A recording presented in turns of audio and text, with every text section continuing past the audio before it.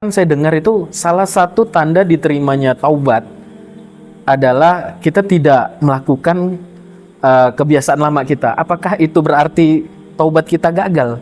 Contoh misalnya Ustaz, kita nih udah niat kita nggak mau terlambat sholat, tapi kadang kita masih sibuk dengan gadget, akhirnya terlambat lagi. Apakah taubat kita gagal atau bagaimana Ustaz? Oh, sholatnya telat ataupun bisa di akhir waktu. Ya, terkadang di akhir waktu sholatnya sudah mau habis waktunya baru dia melaksanakan sholat, ini termasuk juga kesalahan juga. Ya, ingin meninggalkan itu. Kenapa kok masih?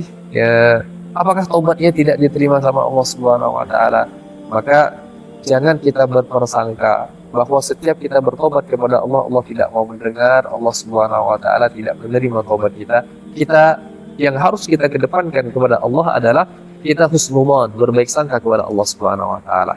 Ada hadis yang dijelaskan oleh Rasulullah SAW, yaitu hadis qudsi. Allah Subhanahu Wa Taala yang mengatakan, ketika hambanya terjatuh dalam perbuatan dosa, kemudian dia bertobat, jatuh lagi perbuatan dosa, kemudian bertobat, sampai berkali-kali, ya, berkali-kali, maka Allah tuh mengatakan, lakukan apa yang engkau lakukan, maka aku tetap mengampuni. Jadi kita jangan bosan-bosan bertobat kepada Allah walaupun kita tetap melakukan perbuatan dosa tersebut, karena Allah Subhanahu Wa Taala itu tidak bosan-bosan menerima taubat kita. Pintu taubat masih terbuka sangat luas. Jangan sampai taubat kita tidak, ini ciri-ciri taubat dia nggak diterima, ya udah akhirnya putus asa. Maka tidak boleh kita putus asa terhadap pintu taubat Allah Subhanahu Wa Taala. Setiap kali terjatuh walaupun dosa itu yang sama yang kita lakukan, kita bertobat kepada Allah Subhanahu Wa Taala. Yang keliru itu kalau dia tidak mau taubat. Ya, kalau sudah tidak mau taubat, sudah senang dengan kemaksiatannya itu, ini bahaya ini. Ya, ini bahaya.